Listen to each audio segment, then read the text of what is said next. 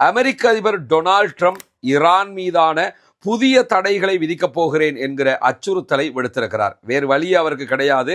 7 சுற்று பேச்சுவார்த்தைகள் முடிந்த நிலையிலும் கூட லெபனான் மீதான தாக்குதல்களை இஸ்ரேல் நிறுத்தாமல் இருக்கிறது. தொடர்ச்சியாக இஸ்ரேல் இந்த தாக்குதல்களை நடத்தினால் நாங்கள் இஸ்ரேல் மீது தாக்குதல்களை நடத்த வேண்டி வரும். திரும்ப நாங்கள் சண்டைக்கு வந்ததுக்கு பிறகு ஹிஸ்புல்லாக்கள் வரம்பு மீறிட்டாங்க, ஹிஸ்புல்லாக்கள் தாக்குதல் நடத்துறாங்கன்னு யாரும் எங்ககிட்ட பேச வந்துடாதீங்க. இன்றைக்கு ஈரானுக்குள் ஒரு முக்கியமான விவகாரம் உளவு தகவலாக கண்டறியப்பட்டிருக்கிறது. அது என்னன்னு சொன்னா, காசா தொடர்பான ஒரு கவலைக்குரிய செய்தியும் வெளியாகி இருக்கிறது. இஸ்ரேலிய கட்டுப்பாடுகளுக்கு மத்தியில் காசாவில்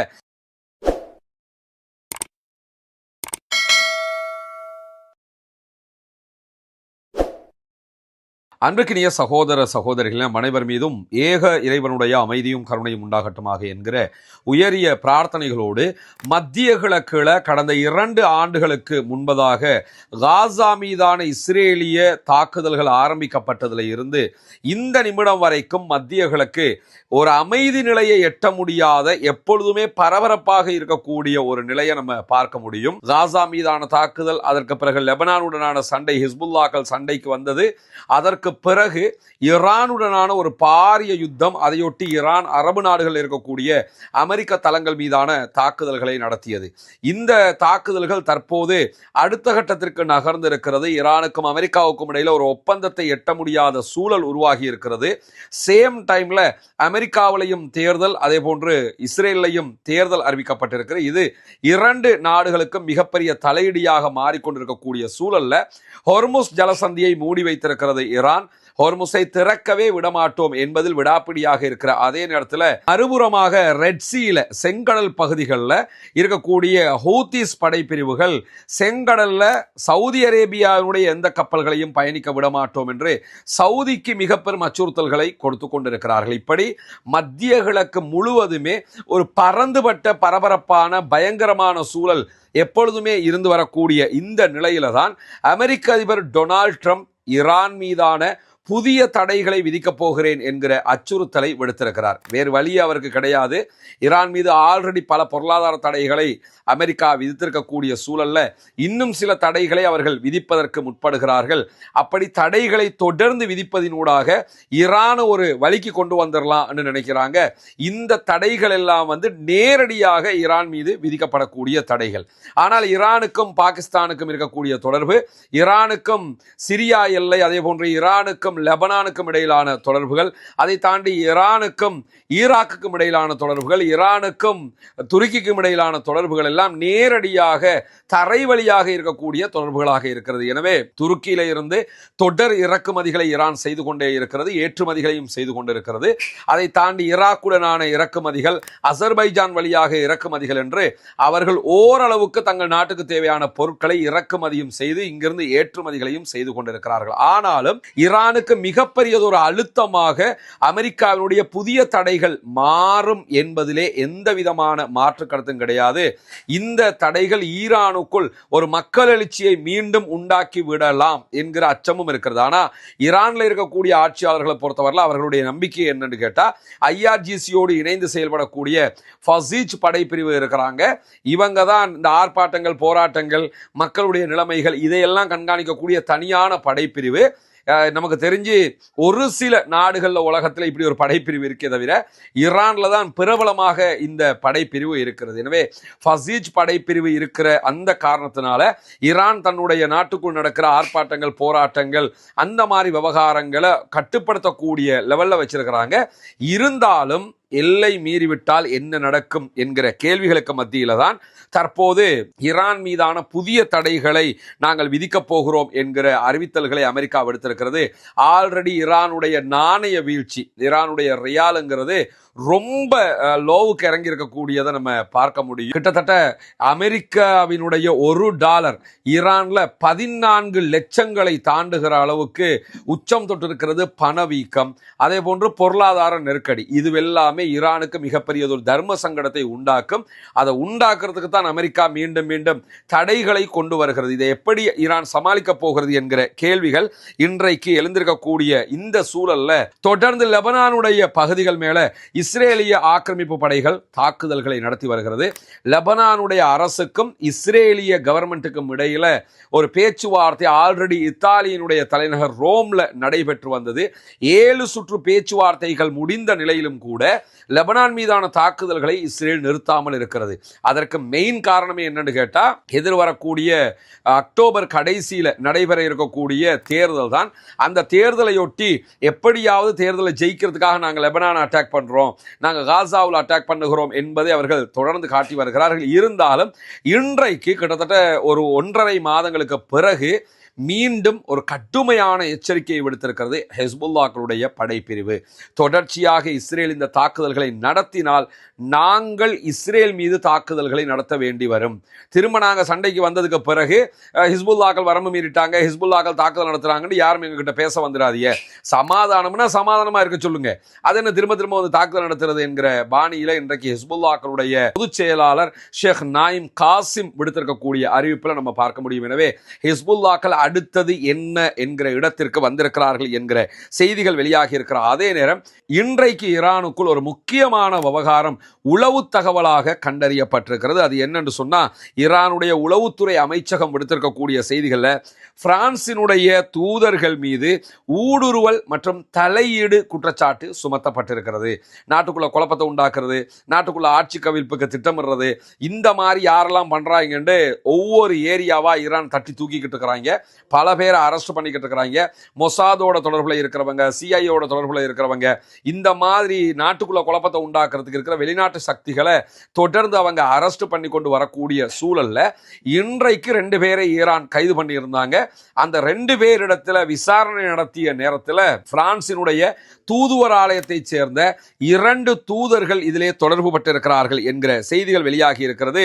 அந்த ஏற்கனவே கைது செய்யப்பட்ட 2 பேரிடத்துல நடத்திய விசாரணைகளுக்கு பிறகுதான் இந்த 2 பேரும் இதிலே சம்பந்தப்பட்டிருக்கிறார் என்று தூதரக அதிகாரிகளே நேரடியாக தொடர்பில் இருக்கிறார்கள் என்பதை கண்டறிந்திருக்கிறது ஈரான். எனவே ஈரானை பொறுத்தவரையில் வெளிநாட்டு தூதரா உள்நாட்டில் இருக்கிறவனாங்கிற பாகுபாடெல்லாம் கிடையாது.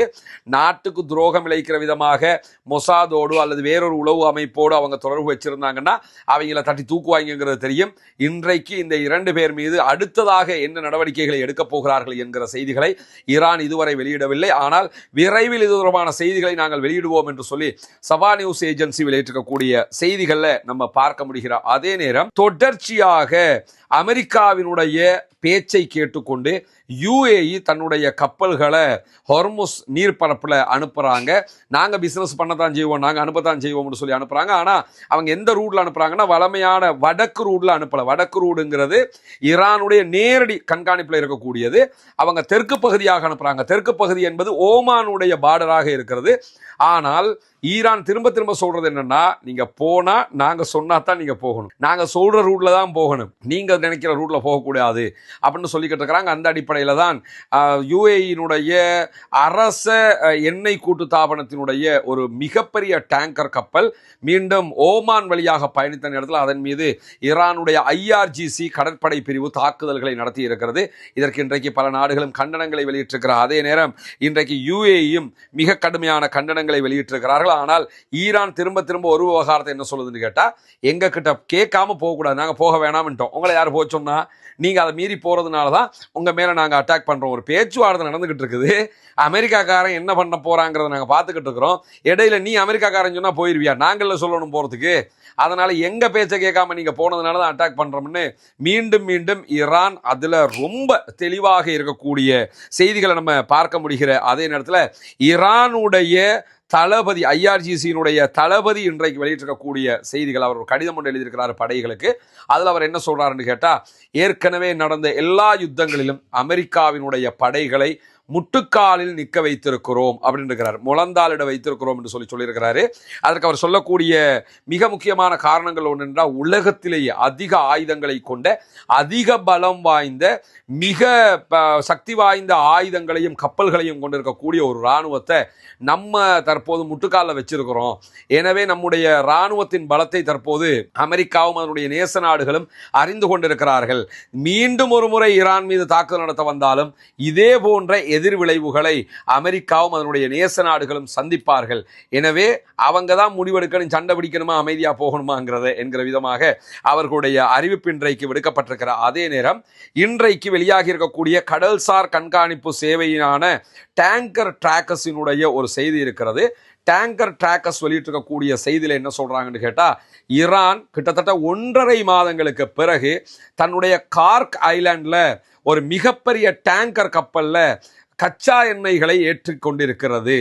ஏற்கனவே கிட்டத்தட்ட 1.5 மாசமாக ஈரான் எந்த கப்பல்லையுமே எந்த ஒரு கச்சா எண்ணெய் பொருட்களையும் ஏற்றலை.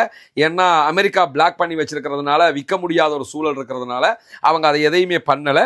ஆனால் இன்றைக்கு ஜூலை மாதம் கடைசிக்கு பிறகு முதல் தடவையாக ஈரானுடைய சூப்பர் டேங்கர் ஒன்று எண்ணெய்களை ஏற்றி கொண்டிருக்கிறது. அதுவும் கார்க் ஐலாண்டில் தான் ஏற்றுறாங்க. ஈரான் எண்ணெய்களை நாடு முழுக்க உற்பத்தி செய்தாலும் கார்க் ஐலாண்டு வழியாகத்தான் அதை பிஸ்னஸ் பண்ணுவாங்க. 90% ஈரானுடைய எண்ணெய்கள் கார்க் ஐலாண்டு வழியாகத்தான் போகும். அந்த கார்க் ஐலாண்டில் தான் இவங்க இந்த சூப்பர் டேங்கரில் கப்பல்களை ஏற்றுகிறார்கள். இந்த கப்பலில் 2 மில்லியன் பேரல்களை ஏற்ற முடியும், 20 லட்சம் பேரல்களை ஏற்ற முடியும். அந்த அடிப்படையில் தற்போது இந்த ஏற்பாடு நடைபெற்று கொண்டிருக்கிறது என்று சொல்லப்படுகிறது. ஆனால் ஈரான் இதை யாருக்காக ஏற்றுகிறது, எந்த வழியில பிசினஸ் பண்ண போறாங்க? அமெரிக்கா ஆல்ரெடி பிளாக் பண்ணி வச்சுக்கிட்டு இருக்கிறாங்க. இதை மீறி ஈரானுடைய கப்பல் எப்படி வெளியே போக போகிறது என்கிற கேள்விகள் எல்லாம் இருக்கிறது. இந்த கேள்விகள் இருக்கும் போதுதான் அவர்கள் இந்த கப்பல்ல தற்போது எண்ணெய்களை ஏற்றி கொண்டிருக்கிறார்கள். அதை எப்படி பண்ண போறாங்க என்கிறது அவங்க பண்ணினதுக்கு அப்புறம் தான் நம்ம புரிந்து கொள்ள முடியும். பொறுத்திருந்து பார்ப்போம் அதனுடைய அடுத்த கட்டம் என்ன நடக்க போகிறது என்பதை. அதை தாண்டி இன்றைக்கு மீண்டும் ஹவுதீஸ் படைப்பிரிவுகள் அல் மக்கா துறைமுகத்தின் மீது தாக்குதல்களை நடத்தி இருக்கிறார்கள். அதிலே 6 பாலிஸ்டிக் ஏவுகணை தாக்குதல்கள் நடத்தப்பட்டிருக்கிறது. இந்த தாக்குதல் மூலமாக அல் மக்கா போர்ட்ல ஒர்க் பண்ணினவங்கள்ல 2 பேர் கொல்லப்பட்டிருப்பதாகவும் 2 மாலுமிகள் காணாமல் போயிருக்கிறார்கள் என்று சொல்லியும் சவுதியினுடைய ஆதரவு பெற்ற படைப்பிரிவுகள் யமனுக்குள்ளே இருந்து செய்தி வெளியிட்டிருக்கிறார்கள். குறைந்தது 8 பொதுமக்கள் இதிலே படுகாயம் அடைந்திருக்கிறார்கள் என்கிற செய்திகளும் வெளியாகி இருக்கிறது. தொடர்ந்து யமனுடைய ஹூதிஸ் படைப்பிரிவு யமனுக்குள்ளே இருக்கக்கூடிய சவுதி அரேபியாவினுடைய ஆதரவு பெற்ற படைகள் மீதும் படை தளங்கள் மீதும் அதே போன்று துறைமுகங்கள் மீதும் தாக்குதல்களை நடத்துகிறார்கள். அதிலே அதிகமான தாக்குதலுக்குள்ளாகக்கூடிய ஒரு இடம் தான் இந்த அல் மக்கா என்கிற துறைமுகம். இது யமனுக்குள்ளே இருக்கக்கூடிய சவுதி அரேபியாவுடைய ஆதரவு பெற்றவர்களுக்கு மிக முக்கியமான ஒரு துறைமுகமாக இருக்கிறது. அந்த துறைமுகத்தை கைப்பற்றுவதுதான் இவர்களுடைய அத்தியாவசிய தேவையாகவும் இருக்கிறது. அந்த அடிப்படையில் தான் இந்த தாக்குதல்கள் நடத்தப்பட்டிருக்கிறது என்கிற செய்திகளுக்கு மத்தியில் காசா தொடர்பான ஒரு கவலைக்குரிய செய்தியும் வெளியாகி இருக்கிறது. இஸ்ரேலிய கட்டுப்பாடுகளுக்கு மத்தியில் காசாவில் ஆக்சிஜன் நிலையங்களில் ஆக்சிஜன் தட்டுப்பாடு உச்சகட்டத்தை அடைந்திருக்கிறது. முழுமையான ஒரு ஆக்சிஜன் முடக்கத்தை சந்திக்க போகிறது காசா என்கிற கவலைக்குரிய பயங்கரமான செய்திகள் வெளியாகி இருக்கிறது. ஆல்ரெடி காசாவுக்குள்ள 34 ஆக்சிஜன் நிலையங்கள் இருக்கிறது. அதிலே 12 மட்டும்தான் தற்போது செயல்பாட்டில் இருக்கிறது. ஆக்சிஜன் சிலிண்டர்களை நிரப்புறதுக்கு பயன்படுத்தப்படுகிற 30 கருவிகளில் 4 கருவிகள் மட்டும்தான் இயங்கிக் கொண்டிருக்கிறது. எனவே காசா மக்களுக்கு தேவையான, நோயாளிகளுக்கு தேவையான ஆக்சிஜனை கொடுக்கிறதுக்கு தேவையான ஆக்சிஜன் சிலிண்டர் பற்றாக்குறை, ஆக்சிஜன் பற்றாக்குறை என்று எல்லா பற்றாக்குறைகளுக்கும் காசா தள்ளப்பட்டிருக்கிறது. அந்த மக்கள் தாங்க முடியாத சொல்லொணா துன்பங்களுக்கு ஆளாகி இருக்கிறார்கள். பொறுத்திருந்து பார்ப்போம் என்னவெல்லாம் நடக்கப் போகிறது என்பதை. அந்த மக்களுக்காக நாம் பிரார்த்தனை செய்ய வேண்டும். தொடர்ந்தும் உங்களுடைய தொழுகைகளில் காசா அப்பாவிகளை காப்பாற்றி விடு இறைவா, அவர்களுக்கு அருள் புரிந்து விடு இறைவா, அந்த மக்களுக்கு நீதான் உதவி செய்ய வேண்டும் என்கிற பிரார்த்தனைகளை நாம் முன்வைத்து கொண்டே இருக்க வேண்டும். இது எதுக்காக சொல்றேன்னா, நடந்த ஒரு சம்பவத்தையும் நான் இந்த இடத்துல பகிர்ந்து கொள்ள வேண்டி இருக்கிறது. இன்றைக்கு முழுவதுமே மனதுக்கு ரொம்ப அழுத்தமாக மாறி இருந்தது அந்த சம்பவம். ஒரு சகோதரர், எனக்கு ரொம்ப தெரிஞ்ச சகோதரர், நான் நேரில் பார்த்தது கிடையாது, தொலைபேசியினூடாக தொடர்பு கொள்ளுகிற சகோதரர், நம்முடைய இந்த சமூக பணிகள் செயல்பாடுகளுக்கு உதவி செய்யக்கூடிய ஒரு சகோதரர். அவர் நேற்று பேசும்போது, என்னோட வளமையில் பேசுகிற சகோதரர், நேற்று பேசுகிற நேரத்தில் திடீர்னு நமக்கு கவரேஜ் எதுவும் பிரச்சனையாயிடுச்சான்னு லைனில் இருக்கிறீங்களா என்று கேட்கும்போது, அவர் லைனில் தான் இருக்கிறாரு. ஆனால் தேம்பி தேம்பி அழுதாரு. அது எனக்கு இன்னைக்கு முழுவதுமே ஒரு பெரிய மன அழுத்தமாக மாறி இருந்தது. அதுக்கான காரணம் என்னன்னு கேட்டால், காசாவில் இருக்கக்கூடிய அப்பாவிகளுக்காக அவர் ஒரு ஒரு பெருந்தொகை பணத்தை கொடுக்கறதுக்கு உதவி பண்ணுறதுக்கு அங்கே இருக்கக்கூடிய ஒரு வெளிநாட்டில் அவர் இருக்கிறவங்க ஊடாக, குறிப்பாக ஜோர்டான் வழியாக இந்தாங்க பணத்தை எடுத்துக்கிட்டு கொண்டு நீங்கள் அங்கே கொடுத்துருங்க, ஏதாவது பண்ணுங்க என்று சொல்லி அவர் கொடுத்துருக்கிறாரு. கொடுத்தா ஒரு பெருந்தொகை கொடுக்குறாரு. அந்த எடுத்துக்கிட்டு போறவங்க பணம் கிடைக்குது, எவ்வளவு கொடுத்தாலும் எடுப்பாங்களா, பணம்ங்கிறது யாராவது வேணாம்னு சொல்லுவாங்களா? ஆனா எடுக்கக்கூடிய சகோதரர்கள் அந்த பெருந்தொகையில ஒரு சிறிய தொகையை மட்டும்தான் அவங்க கிட்ட இருந்து எடுத்திருக்கிறாங்க. ஏன்னா நீங்க தர்றது பெருந்தொகை, எங்க மக்களுக்கு தேவைதான், ஆனா என்னால கொண்டு போக முடியல, பார்டரால கொண்டு போக விடமாட்டாங்க என்று சொல்லி ஒரு சிறிய தொகையை எடுத்துக்கிட்டு போயிருக்கிறாரு. அதை கூட போகிற வழியில பார்டர்ல வச்சு அவரை பிடிச்சு பெரிய சங்கடத்துக்கு உள்ளாக்கிட்டாங்க, அவரை சிக்கலுக்கு தள்ளிட்டாங்க என்கிறத சொல்லி ரொம்ப கவலைப்பட்டார். என்னன்னா, ஒரு சமூகத்துக்கு தேவை இருக்கிறது, அதுக்கு நம்ம கொடுக்கறதுக்கும் தயாராக இருக்கிறோம், ஆனா எடுக்கிறதுக்கு முடியாம இருக்கிறாங்க. தேவை இருக்குது, கொடுக்கறதுக்கு ரெடியா இருக்கிறோம், கையில கொடுக்குறோம், எங்களுக்கு வேணாமுங்கிறாங்க. அப்ப இன்னொரு சாரார் அவங்களுக்கு தேவை இருக்குதான், ஆனா அதை பெற்று எப்படி அதை செயல்படுத்த வேண்டும் என்பதை புரியாமல் இருக்கிறார்கள். இதை ரெண்டையுமே நினைச்சு ஒப்பிட்டு அவர் மிக கடுமையாக நொந்து போய் அழும்போது நம்மளால் அதை ஜீரணிக்க முடியாமல் இருந்தது.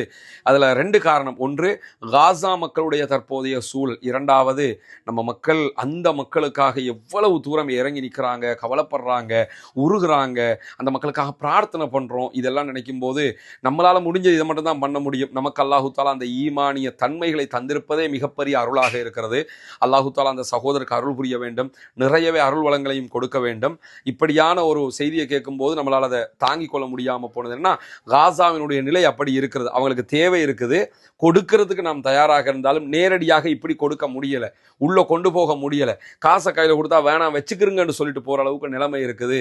அதை நினைக்கும் போது நம்மளால் தாங்க முடியும். அல்லாஹு தாலா தான் அந்த மக்களுக்கு அருள் புரிய வேண்டும், அந்த மக்களை பாதுகாக்க வேண்டும், அந்த மக்களுக்கு விமோசனத்தை கொடுக்க வேண்டும், அந்த மக்களுக்கு நிம்மதியான வாழ்க்கையை கொடுக்க வேண்டும் என்று தொடர்ந்தும் பிரார்த்தனைகளில் ஈடுபடுங்கள் சகோதர சகோதரிகளே என்று